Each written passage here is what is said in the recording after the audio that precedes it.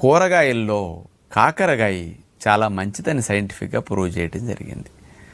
కాకరకాయ అంటే చేదు కాబట్టి చాలామంది దీన్ని పెద్దగా ఇష్టపడరు.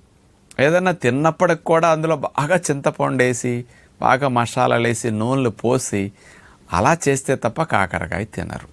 కొంతమంది అయితే కాకరకాయ నూనెలోనే